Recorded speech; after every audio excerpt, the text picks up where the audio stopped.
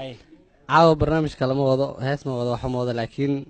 waxaan rabaa qof aan aniga xiriir lahayn oo masraxa furan ku xiran oo habeen walba daawato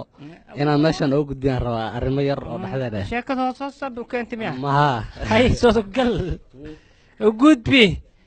qalbi ma xoga dhagdhag ku dhahay ya hay ninkasta dibkiis waa ka hadli karaa gal ka hadal waxa way mataqaana ha siga qof waxa masraxa furana bilisku jeclaadi ka bacdo isku aroosa ilma la dhalaa yaa heli karaa awoodti afkooyna qaaya abaa jecel ma kan jecelka waqtigiisa waa dhamaaday waay meesha caawa waxa meesha yaal wate horta aniga hal dhib ay haysto dhibka haysto waxa waayo gabadhii aan seetay aan dhahay waxa way mataqaana walaalkii yaa tay leedahay haye ayaa ka fiican walaalkii yaa tay ma jirto maxaa walaal mal raams jecel aan rabaa hay siga sheek waa weyn ay baatiye walaalkiina walaalas dhibsaday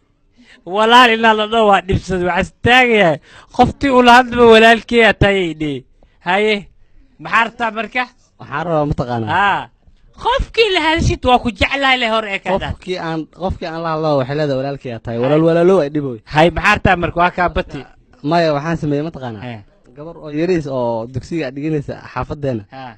gabadhii aan barnaamij u sheegtay way aqbashay gabadhii waa siday taa oo keensaday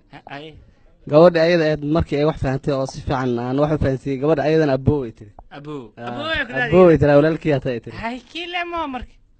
marka ha kii aan nacbanay waayo marka ayadaas rabaa caawa ay daawanaysaa inaan u sheego laba geeraar oo gaaban aan u soo diyaariyay geeraarka isdeeni saaxiibkeyga waxa wadna qabad ku laqdi walaal ama aboo walaalo ay dhibo wate markii waa geli kartaa geeraar buuggii dhigaalkiyo adigoon baran jacayl baan kuwa bilaabay aniguye ma markaad ba'diisiyo shaqalkiisi baratay oo dhammaysay buugtuu ayaad laba boglaysood duul kale iigu baaqday markaan haatan kuu bogay miyaad soo bari i leedahay berigeynu kulaniyo eeday barashadaadii cako ballamadeenni ilaan waxaad ahayd balaayiyo cudur aan baxayn midda labaadna waxaa waayo xarakaadka jacaylka xiisihii aan u lahaa xujo haddii ay timaaddo waa in xal buuxa loo helaa waayo xaawaleyda dhammaan middii aan ka soo xushay oo xiriirka weyn aan lahayn ayaa maanta i xortay xelo meeshii aan ka filayay intay xarigga iga goysay ayaa xornimo isiisay marka waxaan leeyahay gabdhaha tii ayadeed oo wax baray aw yariistii kuwa kale dhan ma dhihino macnaha walaalkii yaa tahay tii yariistii ahayd oo wax baray oo isjeclaane oo ku jeclaatay isdhahay ayadana markii ay macnaha wax fahantay waa iga tagtay ma ku dhihino aboo ay tiri ayadana